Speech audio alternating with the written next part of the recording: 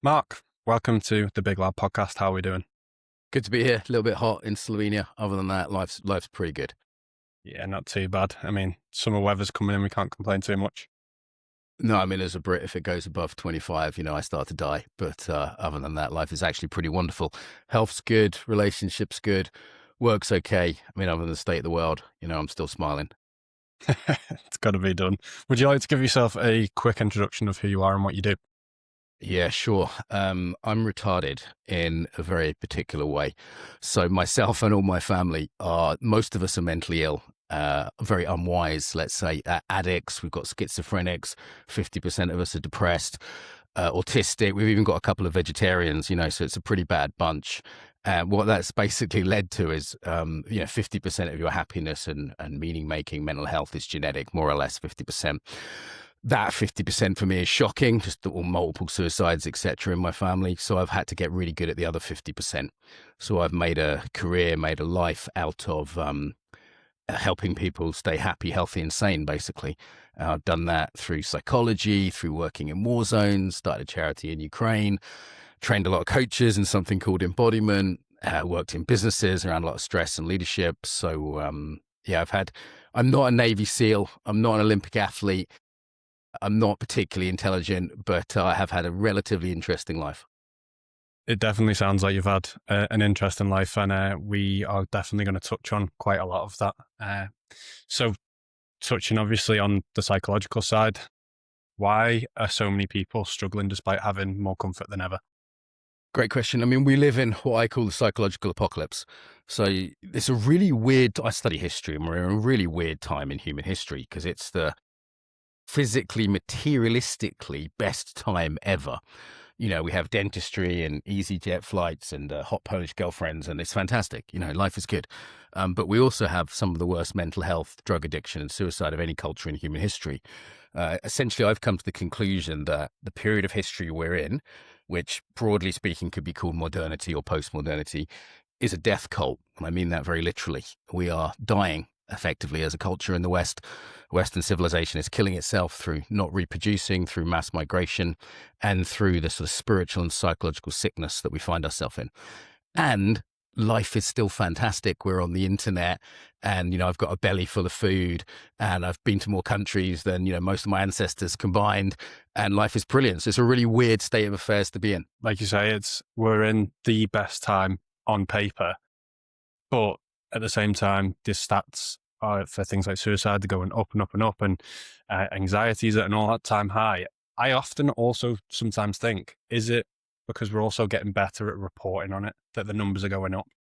It's a bit of that, but there's hard measures like suicide, right? You might want to bleep that out actually for YouTube for the algo, but there's some hard measures there, which I think is not, the reporting is part of it. That's a good thing. People are willing to talk about it, less stigma. But more broadly, if we pan right back, we'll see it's a very obvious outcome, an inevitable outcome of a culture of what we could call materialism. And a far wiser man than me once said that man does not live off bread alone.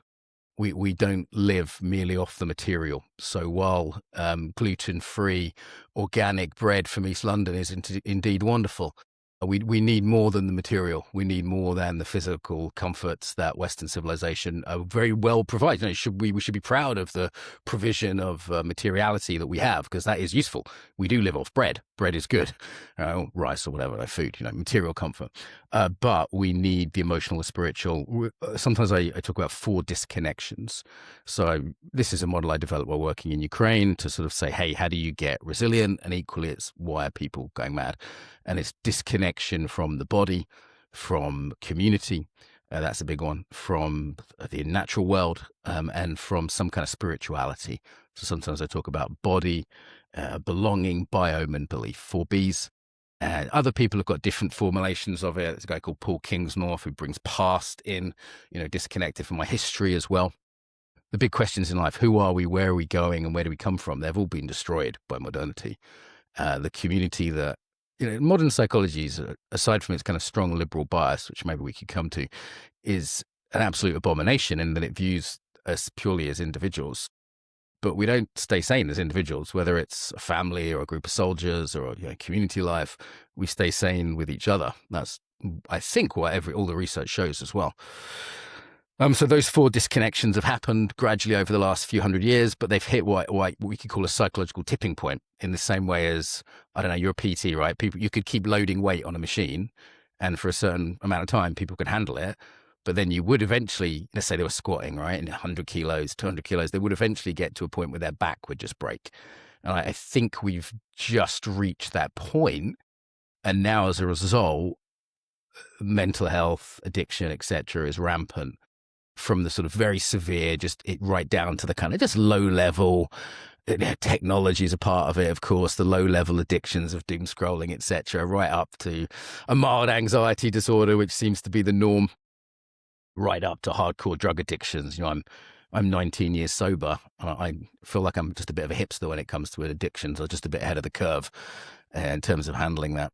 And if you were to go to a Alcoholics Anonymous meeting, they would talk about those 4 things. They would say, okay, well, it's good to get some exercise, and it's good to, you need a group to share with, a community, and you need a higher power, they'd call that, and get outside a bit more. So this isn't anything new. I guess I've just got relatively clear in formulating it as a result of working with lots of people, for the last 20 years or so. So if someone was sort of feeling disconnected, how would they actually know that they were disconnected from those 4 things that you mentioned, like oneself, others, nature, and source, and sort of environment? Well, they'd be fucking miserable, George, for starters. How about that?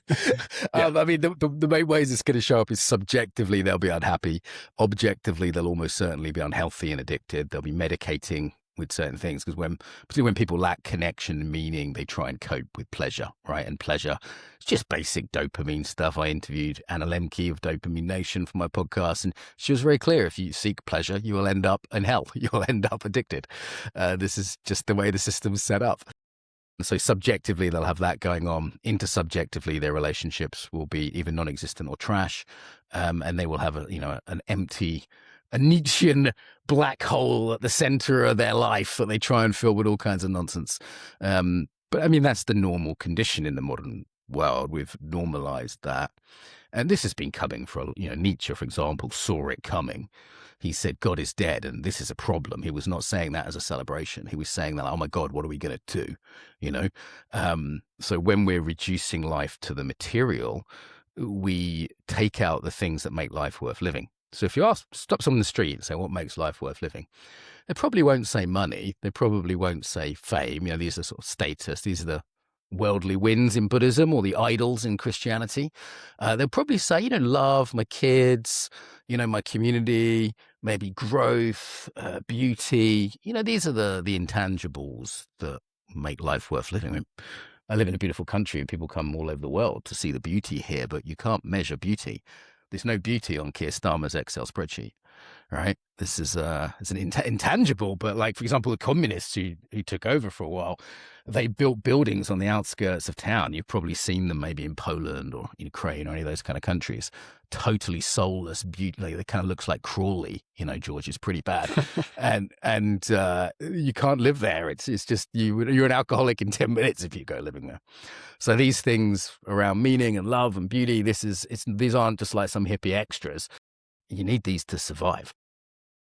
So what's the solution then, going back to it? So then you've got all these people that are feeling disconnected. Do we just need to basically take it back to the basics of what makes us, I guess? Those 4 connections would be a good place to start. So get in your body, do yoga, go dancing, go out to the gym. Get outside more. I spend 3 hours a day coaching people outside, sitting by the river, walking in the trees near my house. Get some kind of spiritual practice. And that depends where people are at. Probably looks like being religious, not just the sort of hippie spiritual, but not religious. That's nice, but you need some structure, community, tradition to support that. Or else people just end up sort of making themselves their own cult leader, which doesn't work very well either. And lastly, community. It's not easy, but you've got to build that, right? Like, I live in a foreign country, and that's tricky. I miss my family, and I'm far from home, and I build community. I talk to people after church. I go to an AA group. I've joined a martial arts club. I chat to people. I talk to my neighbors. I invite people around for dinner. There's a certain amount of work involved. It's not like we're in a medieval village and that's just given to us. There is a unfortunately, it is a job in the situation we're in. So that's a very short answer to you. Basically, just asked me, George, what is the meaning of life? Mark, please tell me on this podcast. But that would be a pretty good start for most people. Yeah, I think, like you were saying, you've got to put the effort in to build these communities. There's a lot of people out there that may be connected online, but they're not connected in person. And a lot of people are waiting for other people to make the move instead of them going out there. And like you say, you invite people around for dinner, you go and join the martial arts club, you go and put yourself out there and make things happen. There's a lot of people that are, yeah, living the cost of inaction, I would say.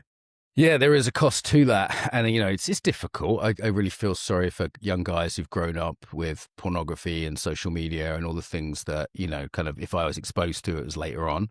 So I didn't kind of form myself within that technological context as a old 46-year-old dude. I coach various 20-year-old, 25-year-olds. And actually, I think they're really heroic and they're doing a great job to turn away from some of these more toxic technologies that they've realized are parasitizing them for the good of a very small elite group of people who are not good human beings, essentially.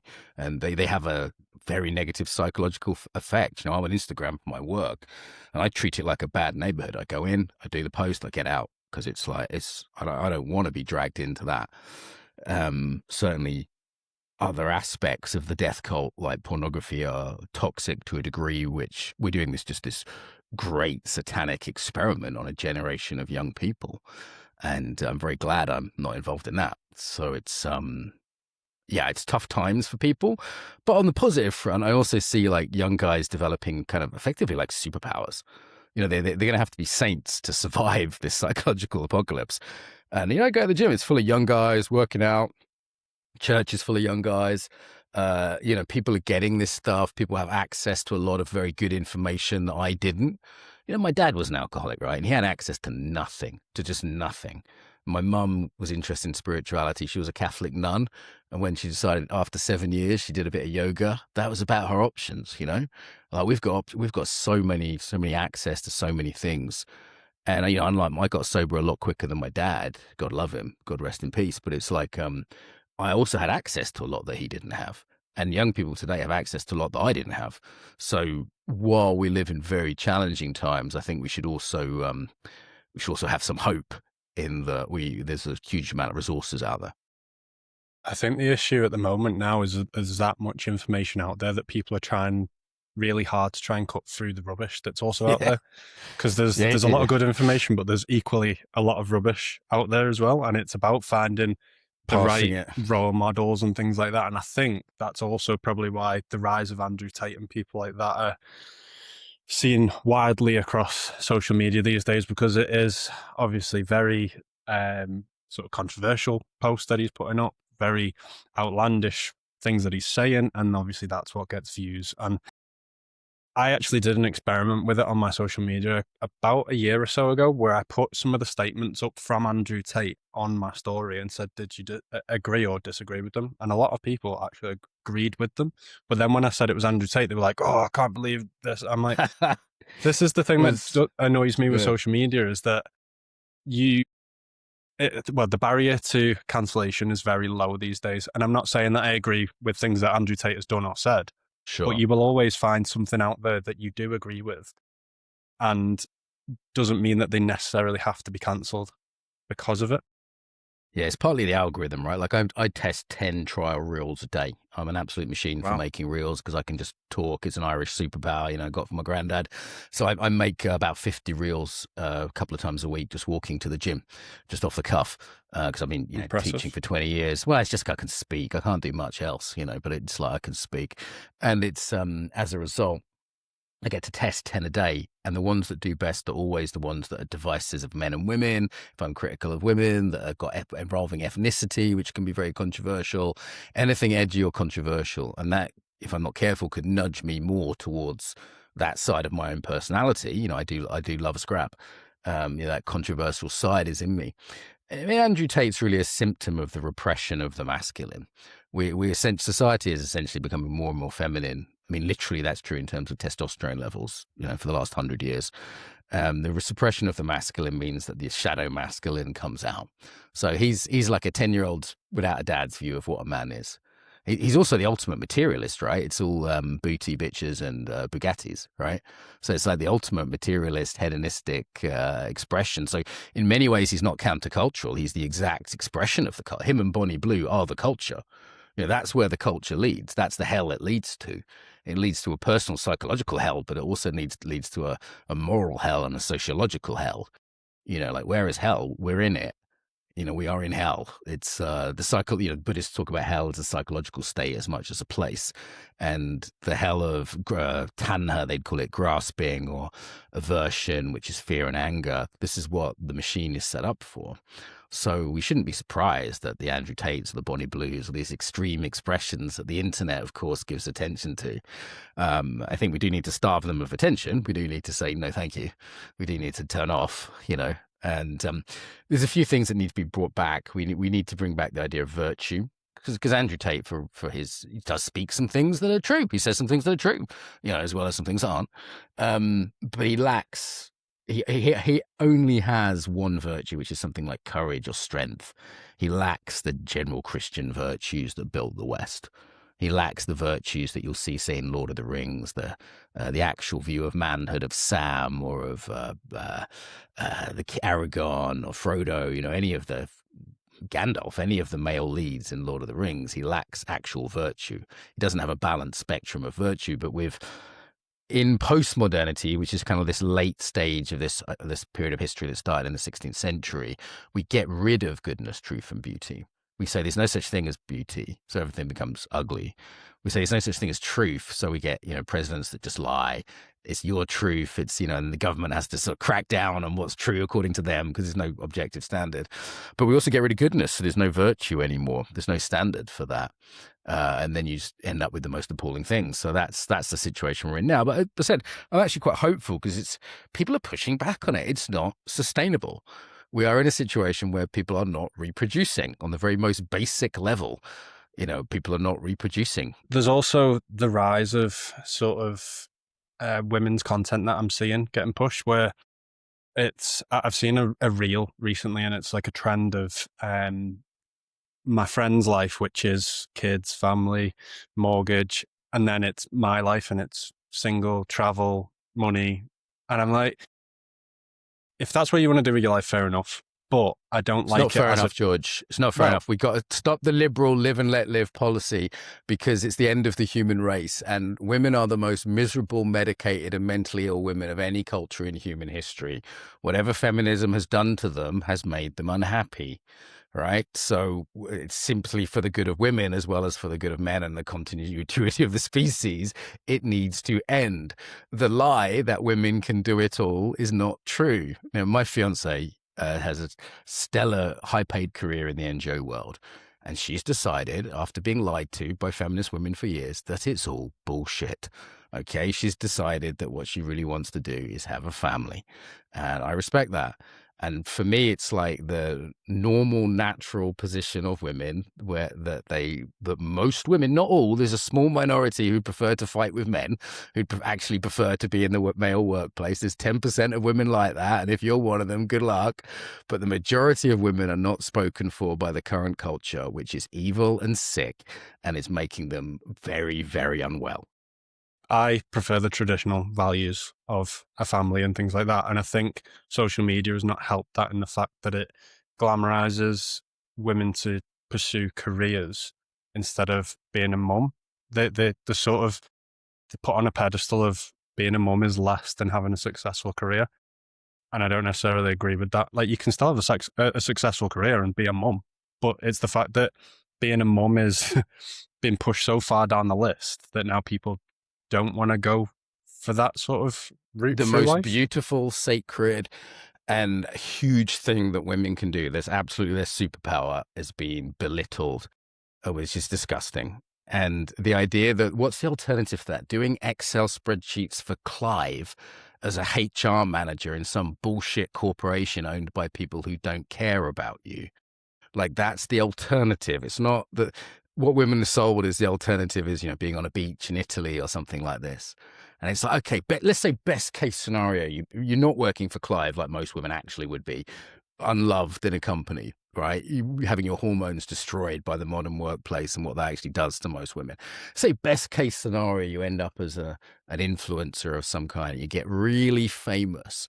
Well, good luck with what that's going to do to your psychology. It's going to turn you completely insane if you get that. What else is going to happen? You're not going to have a family. You're going to die lonely, surrounded by cats. Like, this is our ideal. You're going to look at your pictures of your life in Bali and go, I'm so glad I sat on that beach making content. And now every single one of those Instagram followers has dropped away, and now you're a dying, lonely old woman. Like, let's be fucking honest here, George. The thing that I don't understand is, though, they can still have that life and still have a family. It doesn't have to be done single.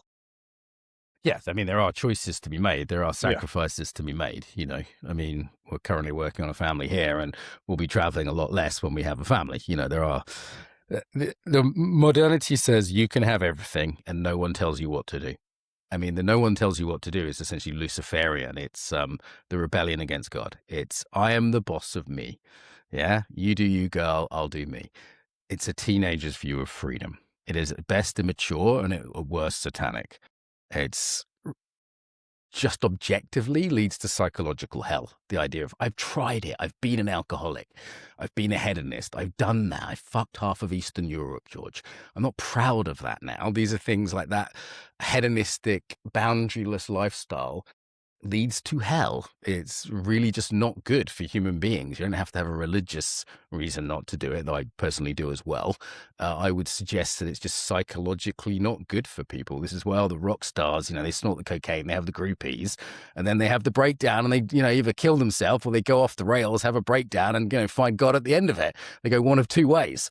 The idea that we don't have to sacrifice, that we can have everything we want immediately, and we should all be living, you know, Western culture just lived normally. Whether you take it from the 50s or the 90s, was never perfect, but it's as close to heaven as we've ever achieved on planet Earth. Just to have living in a safe country, having a family, having reasonable healthcare, having some education. It's pretty damn good. And we are screwing that up royally across the West with the boundaryless life on a personal level leads to addiction, but on a national level leads to the mass migration we see destroying Western Europe currently. That's the same phenomena at a national level. We could say it's the pathological feminine, which is the too much openness, too much yin, the Chinese would say. Another way of looking at it actually is sort of mutant Christianity. It's the beautiful Christian core of Europe and North America, which is acceptance and not hating foreigners. You know, the Samaritan, for example, tale from the Bible, that's a beautiful core that we shouldn't, you know, my family are immigrants. I am an immigrant myself now. We shouldn't just hate people because of the color of their skin. Of course not. And too much openness is also a bad thing. The extreme version of that, which is a sort of Christianity without the masculine boundaries, is destroying the West currently.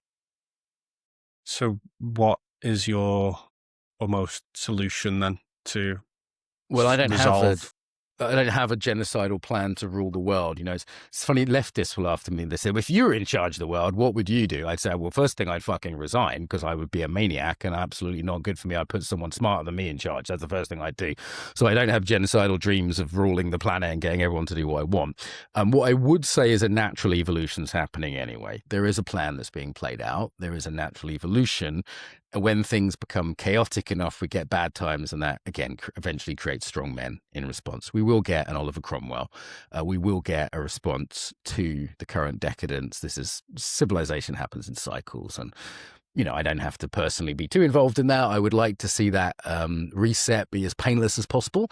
I fear that it will be like a Yugoslav civil war level of unpleasantness and violence, sadly, is what I fear. Though I definitely don't want that as someone who's worked in multiple war zones and places like Sierra Leone and Ukraine that have got really nasty, you know.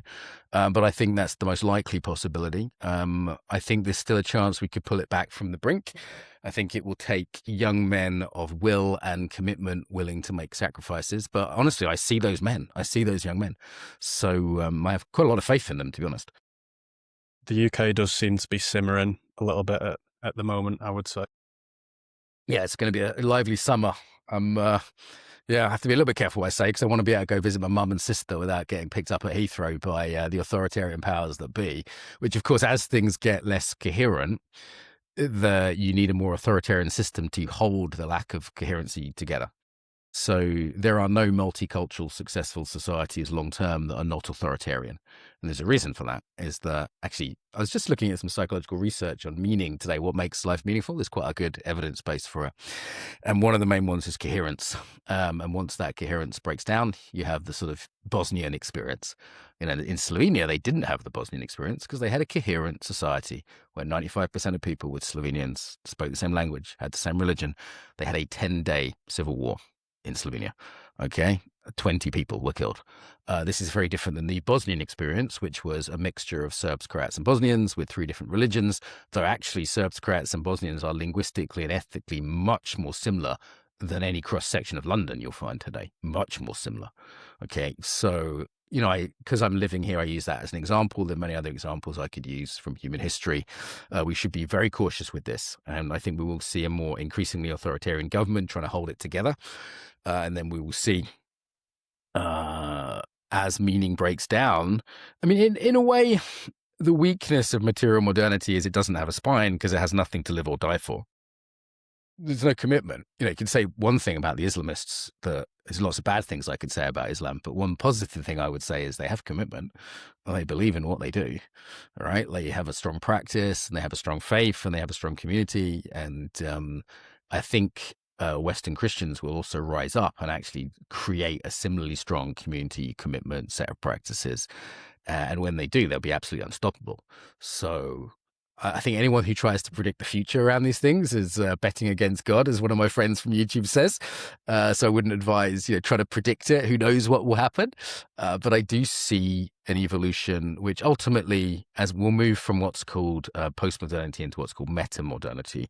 And that involves the reintegration of the traditional. Essentially, the boundaries come back. Yeah. So this is going to happen with or without me. Yeah. I mean, it always has its way. It's just obviously how quick or when, I guess. But how painful.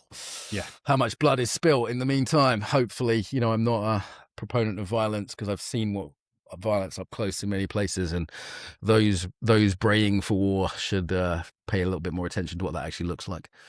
And as you mentioned about religion, I remember seeing a study. I think it's seen the biggest uprise in 18 to 24-year-olds going to church. Particularly men, and women will always follow the men. Women will follow the attractive men who are working out, going to church, aren't going to cheat on them, are successful. They'll follow the example of men who are wholesome, who are healthy, if nothing else. And some of that spiritual health will come from people returning to Christianity, which we are seeing. That trend is also happening in America. We do tend to follow their Orthodox and Catholic, though sadly the Anglican Church in the UK is very fallen at this point. And certainly is in need of purging, I would say, at this point. So, there's still hope amongst the traditional Anglicans, the Catholics, and the Orthodox bros. I think it'll eventually come around. But obviously, linking in with all this, we've touched on mental health a little bit, and a quote from your book is that the leading cause of death in men under 50 in the West is now themselves. Why do you think we've actually reached that point, and why isn't society talking about it as much as it probably should? Yeah, why? Let's put it the other way around. Why doesn't every man kill himself in the West? I mean, we're not giving anything to live for. I mean, young men are not given. I mean, what is it a man wants, right? He wants a family. He wants a decent job. He wants a bit of respect. He wants a community. They're the basic things. Most men will be happy with that. So they don't have a community because multiculturalism's destroyed that. They don't have a past because they've been told that, you're from the UK, right? Been told that the British Empire was evil and everything the British ever did was bad. So their past has been destroyed. They don't really see a future, so that's destroyed. Their chances of getting a partner are very low because feminism's destroyed the male-female dynamics, and dating apps have destroyed it even further. They can't get a house because of mass migration's driven the house prices up so high. They can't get a job if they're white young guys because they'll be actively discriminated against in almost every major employer in the UK, from the police to the BBC, does that. So they can't get a job. They can't get a girlfriend. They can't get a house. They're getting no respect. They're shat on by society. They've got no past and no future, and they're poisoned biologically in the current moment. So my question would be, aren't they doing great? They're not all killing themselves. I think they should deserve a fucking medal, frankly, George. So If we put it like that, I think it's bloody obvious. But at the Here's same the thing. time, we're at the best time in human history. Materially, but people, millionaires kill themselves every day. Famous people kill themselves every day. It's not the materiality which helps. I mean, beyond the bare minimum, I don't want to be starving. Beyond that, we've essentially made a deal with the devil. We've sold our soul. The 30 pieces of silver of the modern world has now led us to be hanging from a tree. So, and the mental health of men, men are utterly disrespected in so much modern media, from Homer Simpson, Family Guy, etc. People can look up another George from the Tin Men if they want the facts and figures. He's more accurate than I am on the data. I think you had him on your show, did you? I have, yeah. He's brilliant. Really good. He knows all the data much better than I do. People can look up, the accurate facts and figures with him. He's very scientific. I'm just a shouty, ranty bloke. What I would say, though, is the solution is not men talking about their feelings. That's a female solution. Like, the solution is men having better lives. Men don't kill themselves because they don't talk about their crap lives. They kill themselves because they have crap lives, right? I mean, it's nice to talk a little bit, go to therapy if you need to. I'm not against it, but it's not the main thing. I mean, therapy is utterly, the whole sort of psychological industry is taken over by liberal modernity. The whole industry is coming from the same woke propositions and materialist propositions.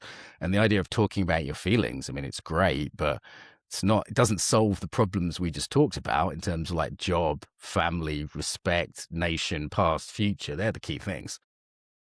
Yeah, I think the sort of side of that is obviously understanding what your issues are. It's then about taking action to then make those issues go away, or at least better in some instances.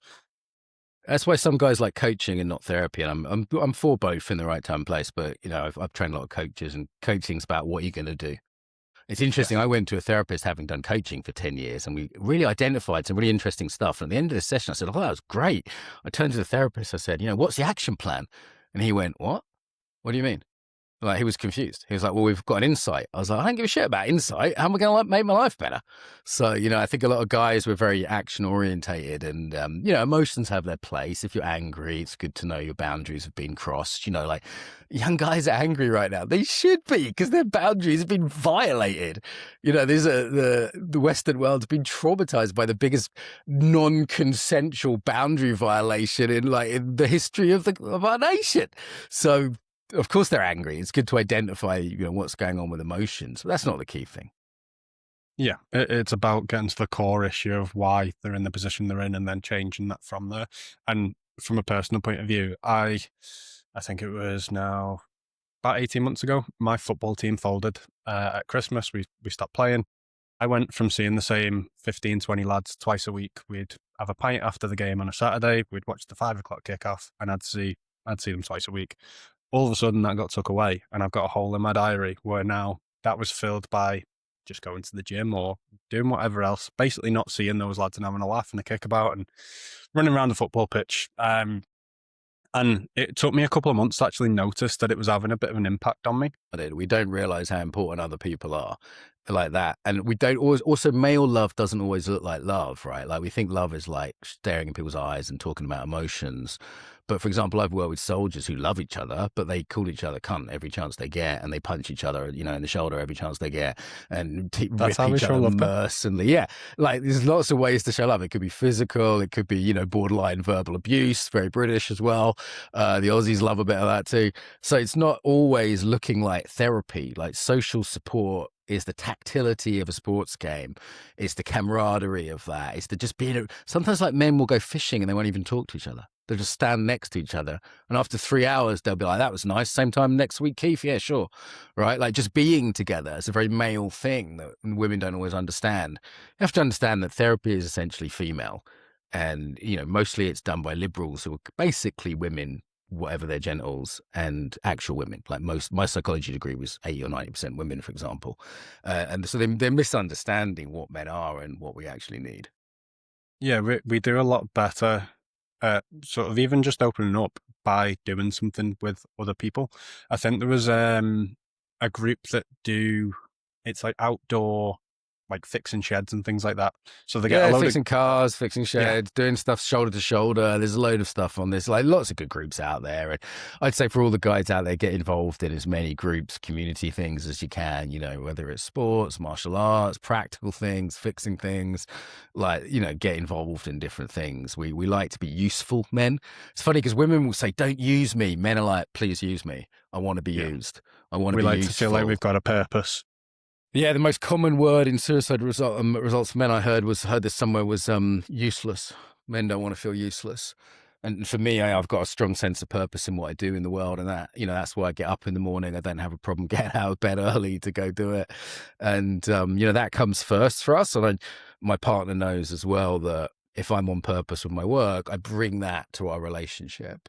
And I can't Yes. be in a good marriage with her if I'm not already, having that sense of purpose. So you've got to put these things in their right place. You need a relationship to some kind of spirit or higher power, something you're in service to that isn't just material. You need some kind of purpose in the world. You need a community. These are the basic connections of life. And you're not going to fix that with a woman. Like the idea of romantic love is wonderful, but it's one of the central myths of our cultures. It's not going to make all these. It's not going to replace the village. It's too much pressure to put on a woman. So you've got to have those other bonds. Those. Yeah. And like you said before about the UK and the Aussies loving sort of borderline abuse, that was what my football team was. We would, honestly, if you watched us from the side, you would not think any of us were even remotely friends. But yeah, it was then about taking action to then fill that void with other things. So now I have You a got to be section on the careful, podcast. right? Because you got to be careful that you fill it with something not so healthy, right? Like that's the Yeah, danger exactly. as a man. Yeah, But for me, I it feel was for you, man. It feels like a real loss for you there. It feels like there's a real. People might not understand that as a loss, but yeah, well, most people are probably who are not involved in football or anything like that. They think, oh, it's just kicking the ball around the field, but it's not. It's the social side of it. We'd have nights out. We'd, like I say, we'd go to the pub after a Saturday. We'd have a laugh. We'd be watching the 5 o'clock kickoff. And then for me, when I'd noticed it was having an impact, it was about taking action on that. And then I've started a sort of side series on the podcast. So now it's called Adult Show and Tell. So basically, me and my mates get around the table, come with some topics that we've seen online, and just literally just cut through it and just chat. nice. And And credit to you for being proactive because most people aren't. Most people are passive, and what's the passive option? Sitting home watching TV, drinking a beer, and it's not going to enliven you in the same way. exactly. And taking action gives you the chance of your life getting better. By not taking action, you stay in the same place and that's not currently working for you. So it's about making the move and not expecting someone else to drag you out of it. You've got to take sort of control. I mean, you sound like you've got what psychologists would call a kind of internal locus of control or a good sense of agency, which is really the opposite of what is pushed by the kind of woke agenda, which most therapists are bought into, sadly. The idea that you're a victim, the idea that there's nothing you can do. It's like, no, you've got to take action. You've got to have that sense of agency. It's why I love the gym. Because, I mean, heavy thing up and down is the most basic version of that. It's like, Yes. I went to the gym this morning. It's like I moved heavy thing. I used to do 15 reps. Now I do 16 reps. I have got better at moving heavy thing.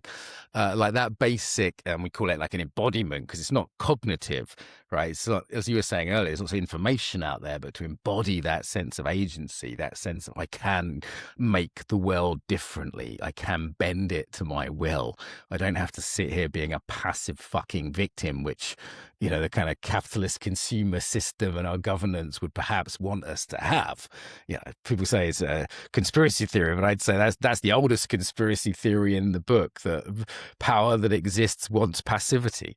So, there's things you can do about that. I think, like you say, victimhood is a very common thing these days on social media as well, is that people have this almost belief system that because this has happened to me, this is me. Or you could link it in with my PT side of things with weight loss and fat loss. I've always been overweight, so this is me. I'm fat and lazy. Yeah, That's nothing who to I do am. about it. Yeah, exactly. I mean, as a coach, I come across that all the time, right? Yeah. Yeah. Yeah, I mean, I had a few things in my own life where when this wasn't such a great start in life, had this problem, that problem, and, I could have just sort of sat down on the ground and cried. But at a certain point, you go, well, I'm going to get up and do something. Even if 50% of my mental health is genetic, there's 50% that isn't. Do you know what I mean? I mean, it's a bit more complicated than that, but it's roughly that. And there's a lot I can do about that. I know if I go a few days where I, go to the gym, go to AA, spend time in nature, talk to my girlfriend, eat real food. Saying that, I just did have chicken nuggets. George did just have chicken nuggets. I had a healthy lunch. Got I to had treat steak and yourself salad every for now and lunch. again. I think I was looking a bit glum, and the fiance took a look at me, and she knows she's Italian. She's from a family of chefs, so this probably hurt her at a spiritual level that we can't understand, George.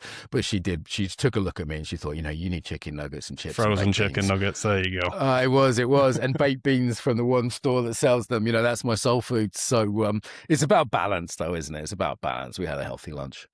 Yeah, there's a quote that I always come back to, which is control the controllable and don't waste time and energy on the uncontrollable. Just control your reaction to it. Yeah, 12 step, it's a prayer. It's grant me the serenity to accept the things I cannot change, the courage to change the things I can, and the wisdom to know the difference. And, there's two different embodiments, and then wisdom is trying to figure out when you need which, right? Because half of my coaching clients have problems accepting things. They're just continuously frustrated and angry. And the other half are a bit victimy and passive, and unfortunately, both embodiments are, what would be the word? They convince you. They both lie. They both tell you they're real. People will be passive and they say they're just being realistic. Yeah. So it's this is where we've got to be a little bit careful, and sometimes having that outside point of view can be helpful. Yeah, it can be. And you've touched on embodiment there. For someone that doesn't necessarily understand it, in simple terms, what would you say embodiment What the is? fuck is that, George? That's what my mum still doesn't get it. She says, what do you do for a living? People have probably heard of mindfulness, which is being aware of the present moment. If you're aware of the body in the present moment, this is embodiment. So one view of the body in a materialistic culture is the body's kind of a brain taxi. It's a machine. However, that's not really the case. The body is a key part of who we are. If you were naked and someone walks in, you'd cover yourself up because they're seeing you. They're not just seeing your body. Equally, if someone were to lose an arm in a war, like, I've done stuff in Ukraine, people lose a leg, they lose part of themselves because it's not just their leg like their car, it's part of them. Yeah. So we understand that the human being is embodied. And embodied knowledge is the things often missing in our world of AI and the internet. What is it to really embody something as a leader? Like Keir Starmer, for example, what does he embody? It's a sort of like the grey fart of an Excel spreadsheet. Do you know what I mean? It's like what is his actual embodiment? There's no inspiration there. There's no trust there. There's barely any humanity as far as I can tell. So, he doesn't have an embodiment that makes you want to follow him, that makes you inspired compared to some leaders that I admire. So it's a pretty critical thing. If you're a leader, if you're a parent, kids, it's what kids respond to. It's what dogs respond to. It's what women respond to. It's what we all respond to. It's what you had with your football team. There's an embodiment of love, even if the words are not exactly the sweetest words. So does that give you some sense of it? Yes. And clear enough. Yeah, John Keir Starmer, I would say that he reminds me of the dad that thinks he's cool, but secretly his kids hate him. I think he's That's worse the way than he that. comes across to me. He thinks he's cool. I mean, Tony Blair was a dad who thought he was cool. To me, he's the sort of the managerial elite. The idea that only what can be measured is what's important. That there's no real soul, there's no people to the land. The people mean something, the land means something. The people in the land are one, as King Arthur might have said. There's a soul to that. He doesn't understand that. He doesn't dream. He doesn't have a favorite song. This is when an Excel spreadsheet becomes a human being, this is the machine view of the world, others have called it. And that's the mechanized view of the world. The Soviets had the same thing. They treated everything as a machine, right? Stalin had the same thing. The Nazis had the same thing. People were units. They weren't human beings. They were numbers on a piece of paper. They'd say we processed 100 units today, not we killed 100 human beings.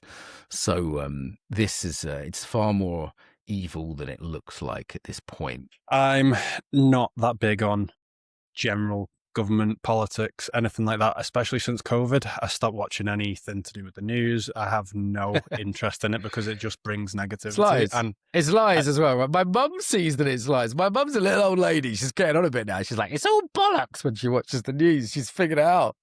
Well, it's not just that. I don't think it matters who gets in because they'll say whatever they say to get voted in, but then there's no sort of follow up on what they've said. There's no Yeah, let's take specifics. Whether it's Conservative or Labour, we had mass migration. People never wanted it. People never voted for it. In fact, they thought they were voting against it. But every single government, it's just one mono government, one person with two puppets. I think we all know that. Perhaps there are genuine alternatives now. I think Rupert Lowe would be one to watch, for example, in the UK. We can't say all politicians are the same, but it does seem they enact all the same policies. And it all seems to be pretty economically driven. I mean, one theory is that it's all absolutely demonic and an evil plan to destroy the human race in a death cult. I think that's actually pretty realistic and viable. But another one is it's just purely economic. It's really just that it's cheaper to get someone to come in and do a job cheaply. It's cheaper to deracinate people so they don't form trade unions and resist. And this is never discussed. This is never on the BBC. yeah. Well, the thing that I always come back to is that at work, I get set targets. If I don't hit those targets, I'm then held accountable for not hitting those targets, and I may get a deduction in my bonus, for instance, for the year, or I may, if in some instances, may get a sort of telling off by my boss. The same doesn't happen in the government. They come in with all these like sort of targets, No and there's no accountability Yeah, for what yeah. they said they're going to do. No, and often there's luxury beliefs amongst whether it's the sort of champagne socialists in Islington or the government ministers, where they can afford to say, oh, migration's good and that's okay, but they're not the ones that are actually suffering the consequences of those actions. Then their kids are in public, private schools. For example, let's say you said this, every politician, they have to use the railway service, the NHS, they're not allowed to use private healthcare. Their kids have to go to the state schools in the poorest areas of the major cities near them. Okay, so you just make it mandatory. They have to do all the state things. Watch things get better real fucking quick, George. Yes. The fact they don't have the consequences of those actions. You can still have a great life in the UK. I mean, there's some nice areas up north, and if you're rich enough, you can have a gated community down south and send your kids to a private, fee-paying school. But I think I've seen the quality of life in the UK get worse and worse. And it's one reason I moved to the Balkans is really, it's safe to walk around at night here. Children walk around doing errands on their own. There isn't the same kind of problems. And I travel all over Europe for work, and I've seen all the Western European cities. Brussels is a hellhole. Berlin I was at recently. It's just a pit of decadence and also just plain danger. So, yeah, I just had enough of that. I was like, okay, enough's enough. But not everyone has the luxury that I have to be able to work online and take my job with me. And so there's been some sacrifice for me in terms of family, but, I'll go for a walk in the capital city anywhere at night and not have to worry. Yeah, I think that's the issue, like you were mentioning, that the politicians in the UK are so far removed from the reality of what life is actually like living in the UK. I mean, I'm fortunate enough to live in a fairly decent area, but going back to what you were saying about it getting worse and worse, when I bought my house nearly 3 years ago, I could obviously see the previous value that the people had when they bought the house back in, I think it was 1997. The house had tripled in value since they bought the house, and It's ridiculous. yeah, The boomers have sold out the whole country at this point as well. I mean, they will be remembered as a generation that betrayed a nation. They will be remembered as just the worst kind of traitors for what they've done. And it's, the young guy today, I mean, I still pay tax in the UK, by the way. I'm a temporary resident here. And I'm in top 10% tax bracket, just to give you an idea. So I'm not doing badly, but I can't afford to buy a decent house where I grew up in Cambridgeshire, in East Anglia even. It's not even London. I can't afford it. I could move up north. I could buy one here, but, it's rough. And I've seen this across the board. Even Italy, where my partner's from, for example, Meloni said she'll stop migration. She hasn't. There's very dodgy looking characters on every park bench, on every train station. It's absolutely unsafe to walk around major cities in Italy. The culture is being destroyed. There is a kind of suicidality in the cultural destruction of the West, which, some philosophers have referred to as oikophobic. This is the opposite of xenophobic. It's kind of like self-hatred. Again, this sort of mutant Christianity, not saying it's good to love one's family and the stranger. It's gone to say it's just loving the stranger and hating one's people. I remember years ago, I said to on Facebook, I said, what's great about Britain? And most of my friends are kind of left-leaning, and every single response was sarcastic. And I thought some people would say, we stopped slavery, or the Beatles are great, or Shakespeare. There's lots of things you could say, right? Like artistically or historically. but they didn't. They were just self-loathing, and that is part of the suicidality. There's that kind of self-loathing which has been taught to us through the media, through the sort of Islington elites who run the BBC, Channel 4, etc. We do not hate these people nearly enough. Like, these people have absolutely betrayed the nation. And when you go to a town in, I don't know, Northumbria or something, right? Normal people don't believe any of this bollocks. Normal people are never wanted any part of it. And psychologically, most psychologists don't say this because they're too liberal. If we don't have a healthy sense of family and extended family, being psychologically well is very difficult. It's very difficult. I've come to the conclusion that we need a sort of healthy sense of extended family. You could call that nationalism, but nested within, as a Catholic, I'm nested within a sort of love of all humanity. We're all made in the image of God. I'm well-traveled. I'm an internationalist in many ways. I speak languages. That's all good too. But not hating one's own people. And you're also psychologically, I do think we need a higher power. I think, my head's shaved today because a friend of mine's getting chemo at the moment. I look like even more of a right-wing nutter than I normally look like today. If people are just listening to the podcast, I normally have a sensible length hair. But, I showed a bit of love yesterday, so I shaved my head off, which she thought was funny. It's just showing a bit of love. And it's like, that's not weird. Like, most people have lost someone to cancer. Like, if you knock on any door, the Buddha said, knock on any house and get me a mustard seed from any house where people haven't loved and lost and suffered. Yeah, to paraphrase a Buddhist story. And, there's no such house. Like, cancer's common. Right. And that's horrific. So it's like, given the horrors of life, if maybe you didn't have an alcoholic dad, maybe like me, you weren't a drug addict. Maybe some people are just sensible. They just live healthy, but you still get cancer, or someone you love will. Yeah. I lost my auntie.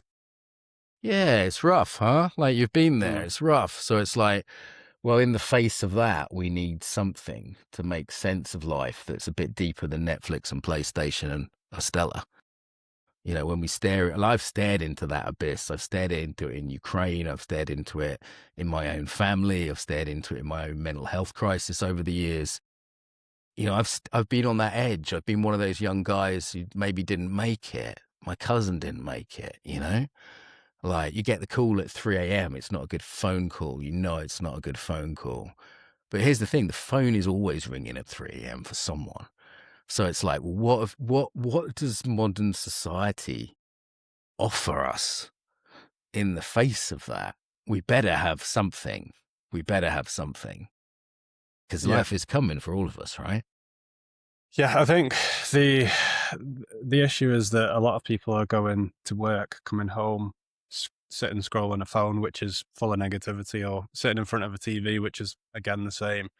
And it is going back to basics. Some of my best days are going up and walking up a mountain. Got no phone signal. Get outside. Yeah. People say, I don't believe in God. I don't want to go to church. I say, go walk in the woods. There's your church. Just go for a walk and get no signal on my phone. So the only reason I use this is to take a photo of the amazing view that I'm looking at, just for memories, and post it on Instagram for a few likes. But George, you're sane. The good news is you're not as retarded as me. I had to work all this out professionally. I think you've got there a lot quicker than I have. Like, that is sane. Like, most people still kind of get it. They get that hanging out with their gran and their uncles is good, and getting a dog is good, and joining a football club is good. Like, we have to be quite brainwashed to think there's 17 genders and that men and women should hate each other, and we have to be the machine has to work quite hard, because then we go outside and we're like, well, that sunset's nice and it didn't cost me anything, right? You're like, oh, holding my girlfriend's hand's nice, and that's not some degenerate Bonnie Blue bullshit. Give her a snog, hug your mum, whatever. But don't snog your dog. Didn't get there. What did you do, your dog? Walk your dog in the woods, So he's like, just do that normal shit. Like, it's just obvious. It's like, you don't have to do anything too mental. So that's it. I think everyone's looking for the shiny solution with pretty much anything in life these days. Yeah, I've interviewed the top psychologists in the world, George. I've interviewed like 700 top psychologists. No one has got like the master pill. There's good systems out there, IFS or Gabor Mate. Well, there's good systems, but no one's got like the one thing, the kind of special yoga. I came full circle with it. I've come back to Catholicism, having done every kind of, Buddhism, yoga, every kind of martial art. And I just sort of came home to something that seems solid to me, and seemed to be in my blood, really. I'm not saying everyone will, people have got different paths. And, I would say, though, that we need a spiritual life, and just trying to do that on your own is a bit optimistic. Trying to invent your own religion, with your mindfulness app and your yoga studio, good luck. Good luck, mate. Yeah, we need those support systems, support networks, clubs, groups, anything that you're remotely interested in. There will be some sort of group for it. And I keep coming back to it. It's about taking action yourself. It's about getting off your ass and making a change in your life. Because if not, you're just going to sit there waiting for someone to put the hand out and it's not going to come. You got a good message, George. I appreciate it. I appreciate you putting it out there. And it's funny, I was right at the beginning of COVID, I talked to a bunch of mates of mine who are PTs, and they all pivoted really quickly because I said, "Oh, you guys must be in trouble, because you can't do your gym stuff." And they went, "Oh no!" And one was selling like plastic screening for the shops, and one was doing this, one was doing that. And I thought, why is that? I thought about it afterwards. I thought they responded better than any group of people I knew, and I thought it's because they understand action, they understand hard work, they understand having a program, they understand applying scientific principles, and they had that embodiment of can do. And they had that action. I thought that it's not an accident that the PTs were so good at that. Yes, there is something about, like you say, lifting something heavy, picking it up, putting it back down repeatedly, teaches you some good life lessons. And obviously, it gives you some sort of results by sticking at it. It gives you that sort of dedication, discipline. And I think, well, going back to sort of just general mental health, I've never gone into the gym and came out in a worse mood. No, never. I've got in feeling bad and come out feeling okay. I've gone in okay, feeling great. A couple of times I've got in feeling great and still been great afterwards, but sweatier. But there's no time I ever regret. There's no time I ever went to Aikido or the gym or yoga or for a walk in the woods and regretted it. Not once. I mean, probably a bear will eat me in the woods in some points, and I'll have to eat my words. But any of those things, like Sunday morning church, same thing. I never afterwards go, oh, that was a total. I should have stayed home and doom scrolled. Right, like getting off your ass is the hardest thing. But once you do those things, I would encourage anyone who's using the gym as well to use it like a dojo. I was a live-in Aikido student for 3 years. I spent 3 years doing this not particularly effective but wonderfully interesting martial art called Aikido. And in that time, I really sort of work on your values, your virtues in a sort of Greco-Roman way. The Greeks didn't use the gym to get physically fit; they use it to be virtuous. This is the sort of Aristotelian virtues is what they built in the gym. The samurai were the same.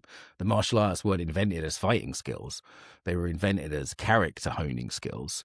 And because society is doing the opposite of that, it's just throwing vice at you on a daily basis. It's trying to hook you with the worldly winds, to use the Buddhist version. Because of that, we absolutely, one, need to have a practice, and two, need to find other groups of people. For men, it's usually other men. Iron sharpens iron. We need people around us who inspire us, who are better role models. Like the guys I hang out with, if I said, oh yeah, I haven't bothered going to the gym in ages and I've started using porn and started stealing at work, and they would just be like, what the fuck? Like there's no, like that just would not be normal in Weimar. And ultimately we do what's normal. So it's hard to go against the stream, Buddha would say. It's hard to go against the stream on your own.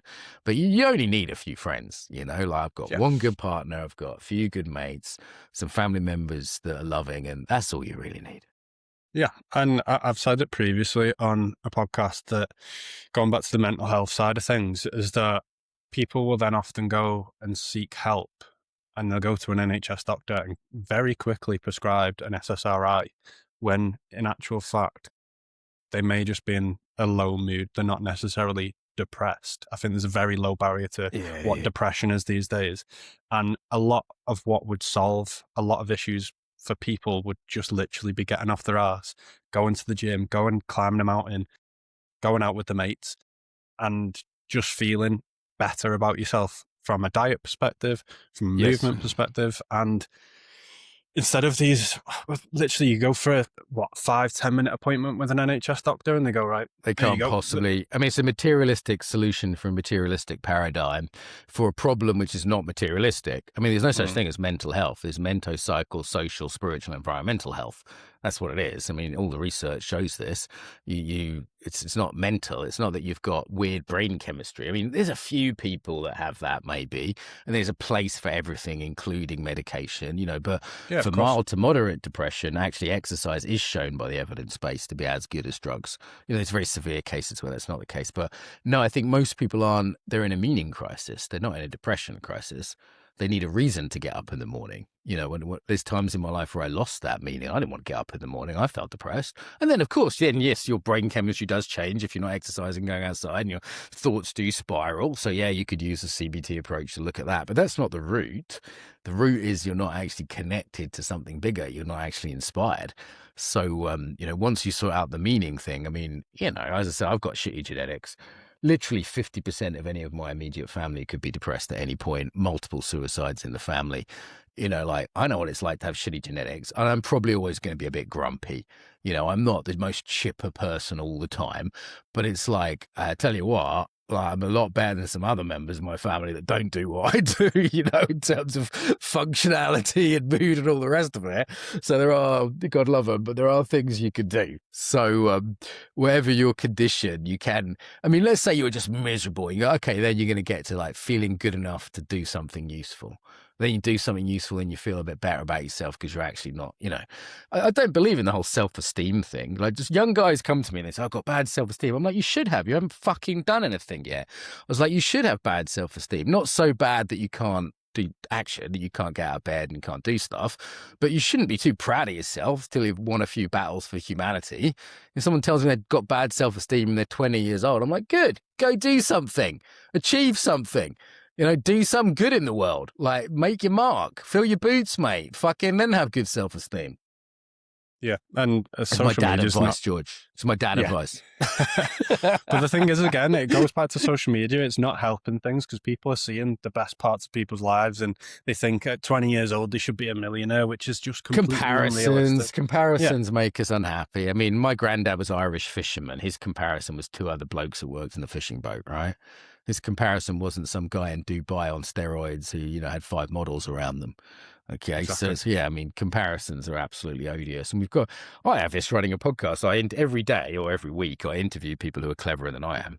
Now, I'm not totally stupid. I've got a reasonable skill set around a niche topic, but I interview like genius level Stanford and Yale professors every week, man. It could get depressing if I was comparing myself to them. But I go, hang on, I've got a different gift. You know, we all have different gifts, you know, and it's my best mate's a carpenter. He's good with his hands. I can't do what he does for shit, you know. So you've got to identify your strengths. You're not going to be good at everything. You don't have to be the best in the world. You just have to be good enough at something to help people. And most people are. We don't have to be the brightest or the strongest or the prettiest. You just need a bit of a talent at anything. And then you double down on that. I'm obsessed with what I do. I've spent 20 years doing what I do, 700 podcasts later. Do you know what I mean? And it's like, okay, it's like, because of that, I've got reasonably okay at a particular thing. I help people with that. I feel good. I feel useful. You know, that's why I don't kill myself. I mean, having a hot Italian fiance really helps George as well. She is a good cook when it's not making chicken nuggets. But, you know, that is helpful. I'm going to admit it. But the main thing is having a sense of purpose. And I think that is the issue. It goes back to comparison. People comparing themselves to someone who's far, far further down the line. And I just said it on an episode last week where it'd be like me comparing myself to Chris Williamson, who's done 1,200 podcasts. I'm on episode, I think this is 122. It'd be like me comparing myself to Chris Williamson and saying, I was on Williamson years ago before he was big, and he wasn't sharp then. He didn't have as good questions. He didn't have as good kit. Now his lighting's amazing. You know, he gets bigger guests than me on these days. He worked his arse off. The other reason you shouldn't compare yourself to Williamson, you know, other than you're not a Geordie, which no one would really want to be, you know, deep down. No, he's done great. We should be proud of him. Brits always shit on successful people, and we shouldn't do that. The other reason is, like, he's struggled, but he's been open about this publicly, that he's really burnt himself out. He's had all sorts of health issues. Not surprised, doing 3 episodes a week. No, he's killed himself. It's just ridiculous work. I mean, credit to him for his work drive, but now he's hitting a certain age. He's a few years younger than me, I think. You don't get away with that shit past 35, 40. So now, and you're looking at him going, I want to be him, right? I get it. You know, he's doing great, you know? But then you do not know what price he is paying for that. You do not know I was in Austin where he is, right? And it's like, you think he can just walk into a bar in Austin? You know, he's going to get like some girl try and hit on him for a certain reason, try and do a takedown on him. He's going to have someone bothering him, someone with an attitude. He didn't like one of his episodes. You don't want to be fucking Williamson, and not just because he's a Geordie. Yeah. I mean, yeah, it's like me saying that I'm not going to do my podcast because I can't be like Chris Williamson. So I'm just No, going to stop. it's toxic. He's done 10 times the amount of episodes. If I'll deal with this for podcast, I'll say, can I ask one question I didn't ask before? Can I do one little bit of research a bit better on the guest? Is there one thing I can set up that's slightly better than last time? So then you get that, because you just brain chemistry wise, you don't really get happy when you get something. You get happy when you're going somewhere, right? This is It's all about the journey, not the works. destination, isn't it? Yeah, it's a cliche to say it, but it's true. I mean, I had a career as an embodiment teacher, right? Which is this really obscure niche career, but then the internet came along and we ended up doing a summit, and it was the biggest thing you could possibly do in the area. 500,000 people turned up, 1,000 speakers, ended up making a bunch of money.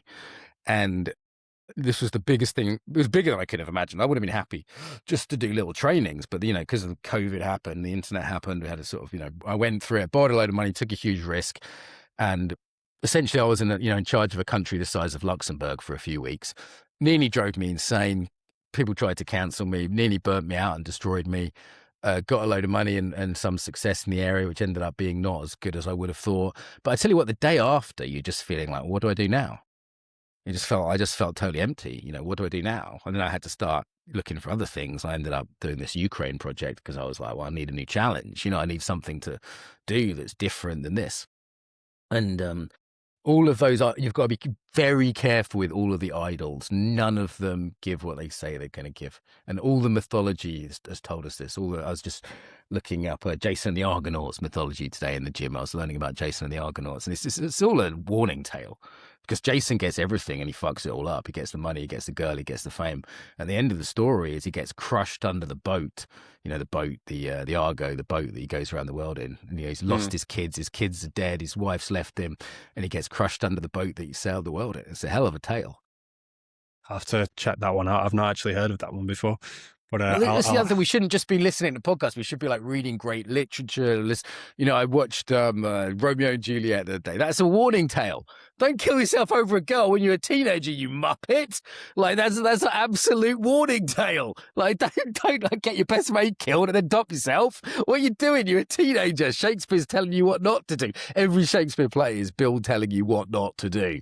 Like they're all about different vices. King Lear has one vice. Othello has jealousy.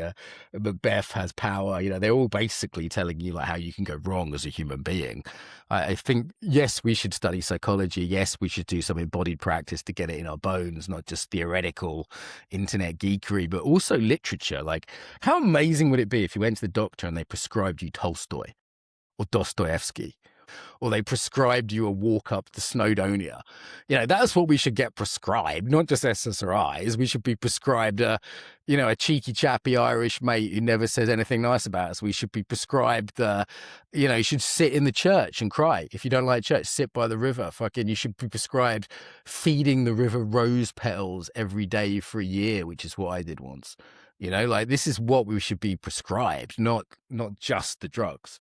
Yeah, I mean, I've actually said previously that there should be some sort of prescription for gym memberships instead of jumping straight to SSRIs. Has that started to come out? Yeah, social prescribing. They've been playing with that a little bit in the UK, actually. They've started to get wise about the gym. I think you can get the gym subsidised in some parts of the UK, at least. It's not a bad idea. Well, that is a positive move, to say the least, in a world full of negativity. But there's lots of positives. Don't let the negatives get you down, man. Like this, like whether it's church attendance going up, whether it's listening to all of Chris Williamson's podcasts, there's so many positives. So like we have this negativity bias psychologically. Like, I practice especially gratitude. In the UK, we do. We're very negative on that. Practice gratitude every day. Do it with a bow. Do it in church. Do it however you write it down. It's Buddhist versions, Muslim versions, whatever. Do some physicality around it. Like, I know it's cheesy, but it really helps. Like, that's low-hanging fruit in terms of psychological, and every bit of research shows that's positive. Yeah, and if you're British, we should embrace our sarcastic scathingness a little bit, but I think sometimes it can be a barrier for us Brits to, I'm glad I had a few American teachers, but equally, I'm glad I'm not American. Do you know what I mean? Yeah, no, I do understand that. We are very, like you said before, that we're very bad at sort of pulling people down that are successful, whereas in America, it's very much push each other up. If I was George, And if I was American, I'd be like, you go, you do your thing, George. You start your podcast. You're going to be the best podcaster in the whole goddamn world. Yeah. Like, yeah, I mean, gets a bit much sometimes, doesn't it? it does get a bit much, but it is gets nice a to bit see. much. They need to calm the fuck down and have a cup of tea. But it is helpful. I'm glad. Well, I wouldn't have started my business without American friends, because they were the ones that told me I could do it, because I didn't have any experience like that. They believed in me. You can do it.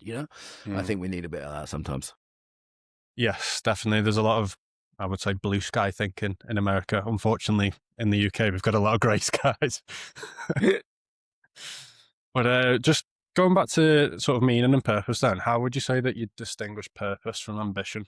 Because that is something that can be, I think. Good question, man. I haven't been asked that before. Purpose from ambition.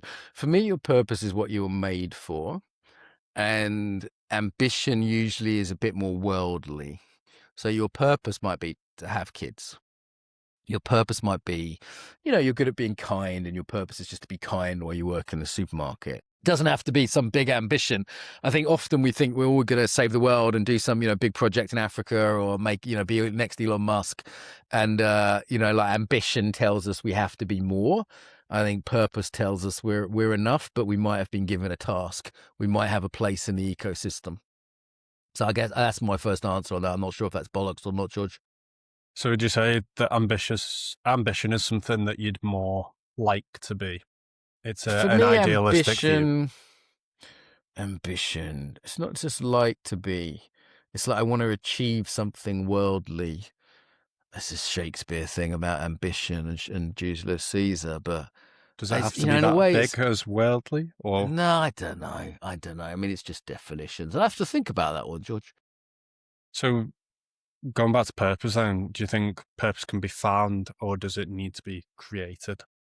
Yeah, I mean, it's two different views on purpose. I've coached this for years, right? Some people have this sort of almost existential view on purpose, which is you just declare it. And the same can be true of relationships. The best woman is the one you decide to spend your life with, right? Like there's a choice in that. There's a commitment in that. That's why arranged marriages work quite well. As long as they're not forced marriages, if they're arranged, can work quite well. It's just declare it. This is what I'm going to do. So I think that's a valid perspective, is you can just decide. Yeah, within reason, within strengths and calling and passion. Others, it's more like you find it, like it's a mystery that unfolds. I like this Norse idea. They used to have this phrase, to follow your weird. And they spelt weird with a Y, like the way of weird. Your weird was kind of like a river that ran through your life, and you'd sort of suffer if you didn't go with the flow. It's kind of a bit Taoist almost. You'd suffer if you didn't go with it, but you could also lose it. And when you've lost your weird, because you've got no energy, you're flat, you've got the motivation, it's not there. And when you found it, you get your mojo back. Like there's pictures of me teaching in a bomb shelter in Ukraine, right? I'm cold, I'm in danger, I've been working for 12 hours, I'm surrounded by scared people, I've got crippling sciatica at the time, and I've never been happier. Never been happier. I'm smiling from ear to ear in all those fucking pictures, like ching like this, because I'm really on purpose. It's like you got purpose. What is it? If you've got a good enough why, you can survive anyhow. I think it was Viktor Frankl quoting Nietzsche. Yeah. So for me, that's key. So what in that moment made you realize that you were on purpose, other than having your mojo? What was it in that moment in Ukraine in a bomb shelter? Well, I knew beforehand. I mean, I knew I was just made for it. Do you know what I mean? Like everything in my life had been a conspiracy to get me to that point. And that's when you're really in the Tao, you're really in the flow. It's like, oh shit. And some of that's on paper. It's like, I had a Ukrainian wife. I speak some Russian. I'm experienced in trauma and war zones. It's just very logical. I had a couple of mates be like, you'd be an idiot not to go. Because I was going to go fight. And then my friend said, Mark, you've got really bad sciatica, you're not a very good soldier, and you're a great trauma teacher. He's like, why don't you go do that instead? I was like, oh yeah, Alex, thanks, Alex. So sometimes we need a nudge. Other people will tell us our purpose too. But as soon as he said it, I was like, oh yeah, he's right. Like this is what I'm good at. And then the other thing is just the felt sense. There's a flow, there's an energy, there's an enthusiasm. Sometimes it's more like a deep calm, like a deep, like kind of round peg, round hole, like. But if you've ever been in love, George, you ever sat on a bed next to someone you love and you're both on your phones just chilling or reading a book and you're just happy and you're just content, like that's another version of it. It's not always excitement. It's not always fist pumping Americans. There's also a way anything goes right. There's a sort of flow that happens that's a bit mysterious. Like we pulled that training together for 100 people in right in a war zone in a few days, and everything, just the hotel room was available. And I went to local university, and they're like, well, actually, a load of psychology students are just graduating, they can be your assistants. And everything just fell into place. We got money given by people. Everything was beautiful. And also, there is a feeling, somatic, like a body feeling, that I've got better and better at recognizing over the years. So like when I coach people on this topic, I help them identify that feeling, because once you've had it a few times, you want it again, and it becomes more obvious when it's there. Like that book you read that I sent you, like I wrote that in a weekend, right? Wow. I woke up at 4 a.m. to write. I mean, it took me a month to edit it, but the book, I basically just wrote itself. I didn't really do much. I just got out the way. So when that feeling's there, I just get out of the way. And I mean, that's, medieval artists wouldn't even sign their own work because of this phenomena, because they don't really feel responsible for their own work. Does that make sense? Yeah, in a way. And it kind of reminds me of a quote that I heard from, do you know James Smith, the PT that's now linked in with Chris Williamson on Neutonic? Yeah. He said that you're not big because you're a rugby player, you're a rugby player because you're big. Basically fitting in, doing what you're doing because of who you are. And it sounds like you slotted into a gap. Like you said, not very good at being a soldier, very good at being a teacher of trauma. Yeah, I'm a teacher of trauma, and I've got a certain history, and I've got a certain I've got a certain family. I've recycle your own trauma, monetize your own trauma. Your trauma should be getting you paid and laid on a daily basis, Like don't just sit there and cry about it. Like recycle it, mate. Oh, I had an alcoholic dad, boo-hoo. It's like, well, now I help people with addictions. Do you know what I mean? That's you've got to make, everyone suffers. Like we're all being crucified, like on a daily basis. We're all just strung up on the cross of life, humiliated with a sign above us and a crown of thorns, stripped of our clothes, robbed, humiliated, betrayed, abandoned, and we're being crucified. So you might as well be crucified for a good reason, and you might as well have a giggle doing it, George. Yeah, exactly. It's the UK way, isn't it? We might be depressed and all the rest of it, but we have a the laugh. jokes I was telling my friend with cancer yesterday, we're just joking and bantering, and that is exactly, she said, oh, it's so good to banter, everybody else has been sympathetic, so I can rely on you not to be sympathetic, Mark. I said, thanks, Posey, you can't, so it's like, sometimes that's what we need, so life's too horrible to take seriously.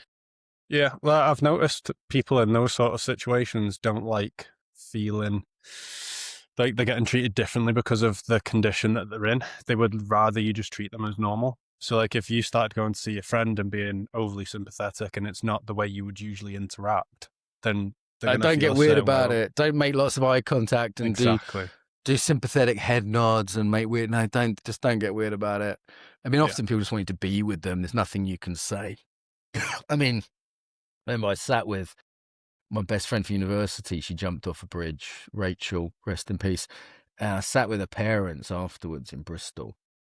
And she jumped off Clifton Suspension Bridge, if you know it. I mean, what do you say in that situation? It doesn't matter that I'm a clever coach psychologist. Doesn't matter. There's nothing you can say. I just sat with them for a couple of days. It's about as much as she can do, But it's maybe we should end on something more upbeat than suicide. What do you reckon, George? I reckon so. I reckon we can lift it up a little bit. Lift it up a little bit. Let's take it. What are we going to talk about? Yeah. So what are we going to talk about? Something happy. Going back to your book, you had a story in Cyprus where you said that you distinctly remember the bodily sense of being in exactly the right place. What exactly were you feeling at this point, and what did purpose feel like in the moment? Yeah, I mean, there's a few things. So one is the sort of feeling of having energy, right? So you just energize, you get up early. It's as simple as that. Like, me making how many 100 Instagram reels I made the other day, right? So one is just this, everything, you got lots of energy. There's an ease to it. There's a flow to it. The other one, as I said, is that deep rightness. It's just like, just a feeling of like, I'm exactly where I should be. Nothing feels awkward or out of place. The other four is the external world. People are giving you feedback. People are like getting out of your way. That instance in Cyprus with the United Nations, we were doing this crazy project. with the UN peace project, with all these people from all these different war zones, and we had to go across this border, and it was the most suspicious. Imagine Israelis, Palestinians, Iraqis, Americans. We're going across this border, and the Turkish border guards, because Cyprus is divided into two, it's kind of like Berlin was, and the border guards were just like, "What the fuck? Who are you guys?" The weirdest thing. But I was at the head of this big group of people. I was just so confident, so relaxed. They were just like, "Okay, come on in." They just kind of got out of the way. Well, I'm glad they had no reason they had to. So sometimes you'll see it in the external world like that as well. You'll also become massively attractive to women, George. I should warn you about that side effect. That wears off after 40 when you're my age, but a young man like you, that you will get more attractive. That is an unfortunate side effect of being on purpose. Is girls love that shit. It's like catnip to them. I'll keep it in mind. But I've got two final questions then. Go for it. I got time. What keeps you grounded today?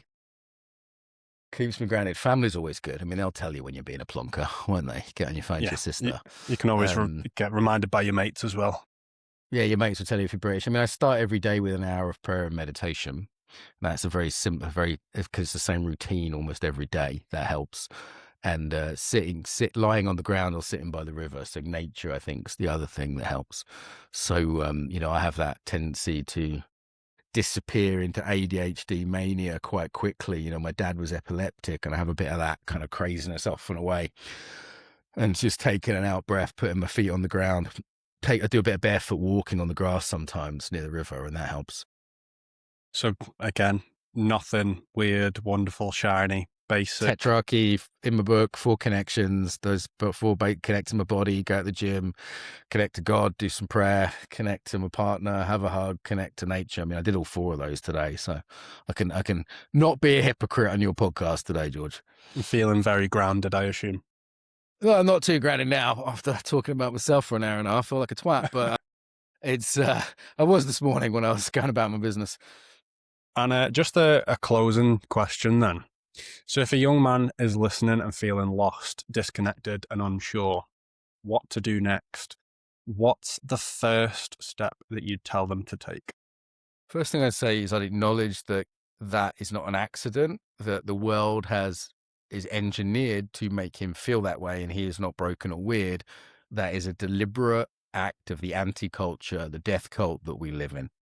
So that's the first thing I do. I just reassure him that he is not broken. The system we're in is deeply weird and actually wants him to feel that way. The next thing I'd say, because there's restating the problem, right? The next thing I'd say is is he actually in a state where he's willing to take some action, as you say? If he is, I'd say pick one part of the tetrarchy model that feels easy. So if somebody's lost or really down or whatever, it can feel about overwhelming, all the things, right? You got to do all the things, right? You got to do the breath work. You got to do this. You got to do that. Which of those 4 things feels easiest? Is it connect to the body? Go to the gym, for example. Is it connect to nature? Like lie on the grass, There's times in my life I've been really grieving the loss of people, and you just lie on the floor, man. That's all you can do. Is it say a prayer, like light a candle? If you're not religious, go to church, light a candle. Some really small gesture like that. Or is it reach out to a friend, for a chat or for a fishing or game of football? Start with one thing that feels doable, and then that gets the ball rolling and gives you energy for the other stuff. I think that's a very important thing. I think a lot of people try to go from 0 to 100 and completely change their life around in a week, and it's just never going to happen. Change one thing at a time, like quitting porn, 100 days later, quit something else. Quit vaping. 100 days later, start lifting weights. 100 days later, start meditating. There's a reason you go to rehab for 90 days. That's how long it takes to get something sorted. Let's call it 3 months or 100 days if you want. You can do it in 2, but 3 is solid. If every 3 months you quit a habit, right? Or you developed a good new habit. Because quitting porn, that's going to be hard. Quitting smoking, it's going to be hard. Going to the gym, it's not so easy. I take it for granted now. It's easy after a while. You start getting some success and energy, you stack them. But, there's a fat girl in the gym today. And I tried to give her some encouragement. So I was looking at her and she was sweaty and she didn't look very comfortable and she hadn't been in there before. And for her, if she makes it through that 100 days, she'll be fine. But, she's in the hard bit right now, right? So she doesn't want to quit smoking at the same time as she can start in the gym. I'd say to her, go outside and have a cigarette. It's like, there's no point, trying to change everything at once. we're not that good, you know. We've got to have humility, like one thing at a time. But you can like think about a year, right? You've got 4 lots of 90 days in a year. Okay, what are your worst 2 negative habits, and what's 2 really positive habits you want? Okay, let's say it's like something about learning, like learning language, maybe go to the gym, and the negative ones, maybe it's like vaping and porn. Okay, a year later, you're starting to be a different person. Yeah, 100%. It is literally going from 0 to 10 to 10 to 20. It is slowly stacking those habits on top of each other, not trying to do it all at once. And also, it's about having the accountability in yourself to keep it going. Use your support networks again. Tell your partner, tell your friends, this is what I'm doing. And if you see me stepping out of line, just give me a little nudge. Support and accountability helps. This is also, let me introduce you. This is Biggest Duckus. I keep Biggest Duckus is on my desk. He reminds me not to take life too seriously. And this skull is the other thing I keep on my desk. It just reminds me that, you know, death is certain. We don't know when it's going to come. And keeping a bit of a sign of our own mortality can also be helpful. So those 2 things sit on my desk. I'd like to say I've got something similar, but I've got a little foot-head of Colo Torre on my desk. I thought you were going to get your Biggest Duckus out there for a minute when you reached under the table. I was a bit worried, George. What's that? Who's that? He's a footballer. Yeah, it's Colo Torre. Not quite the same. Whatever inspires you. Whatever inspires you. Yeah. All right, I've got to crack on in a minute. Shall I tell people where to find us? Yes, I was going to say, what can people expect from you? What's coming up, and where can everyone find you? I do workshops on the meaning of life. You go to embodimentunlimited.com. There's various live workshops around the world, well, around Europe, I should say. If you're a young guy and money's an issue, just contact us. We'll probably be able to work something out. I've got a book called How to Become Human. It's by Mark, because it might be illegal. So it's just called by Mark, How to Become Human, which is it's a little bit controversial, so not for the faint of hearted. And Instagram, Mark Walsh, if you just want some sort of free videos and shit like that. Perfect. Mark, thank you very much for joining me on the Big Lad podcast. George, total pleasure. You are a big lad. Nice one. I appreciate it. Guys, if you are new, make sure you subscribe. If you enjoyed this one, drop a like, and I will see you in the next one.